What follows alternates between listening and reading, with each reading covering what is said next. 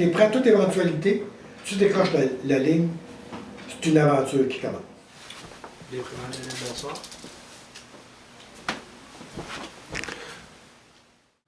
Pourquoi je fais ça? C'est toujours une réponse complexe à donner parce qu'il faut une bonne introspection. Mais je dirais que c'est un intérêt général pour l'être humain. Juste vouloir le comprendre puis peut-être lui offrir une ressource parce que nous-mêmes, on peut se retrouver là un jour puis on aimerait ça qu'il y ait quelqu'un. L'écoute active, c'est l'art de ne pas intervenir. C'est ça l'écoute active. Moins tu interviens, mieux c'est. I simply listened. And it seemed surprising to me that such a passive kind of interaction could be so useful.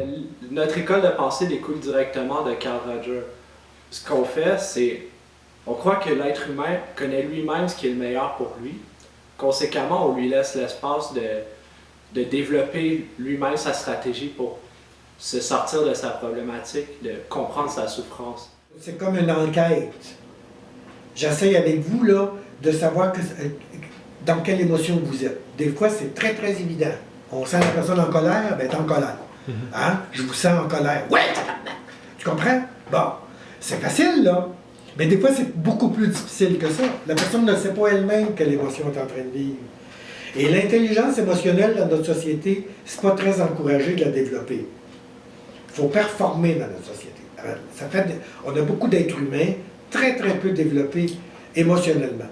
Alors, l'émotion qu'ils sont en train de vivre, là, t'entends beaucoup plus des « je sais pas ». Hein?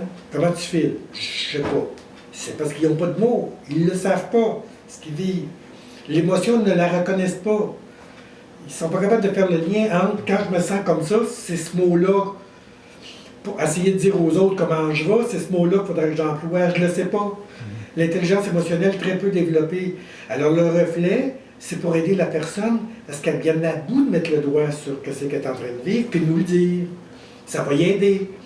The most effective listening was where you listened for the feelings and emotions that were behind the words, that were just a little bit concealed, and where you could discern a pattern of feeling behind what was being said. La reformulation, ça va être pour que la personne continue, soit invitée à nous raconter son histoire. La reformulation, c'est la situation. Qu'est-ce qu'elle a fait qu'elle a appelé, là? Moi, je vais m'arranger pour le savoir. Alors, en reformulant, je n'aurai pas besoin de poser de questions. En reformulant adéquatement, la personne va sentir que je l'écoute. La personne va sentir que je l'invite à continuer, à se confier. Puis je vais finir par tout savoir l'histoire. C'est un Colombo sans question. Quand je suis tombé sur quelqu'un qui avait des problèmes de consommation et qui était extrêmement perdu, qu'elle ne voulait pas retomber dedans, puis elle avait peur de perdre sa job, puis toutes les idées étaient extrêmement confuses.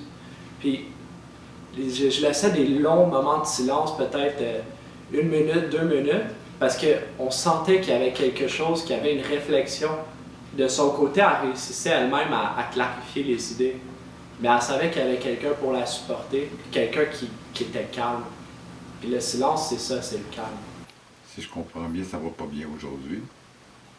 Je suis tombé sur une personne qui était extrêmement en difficulté.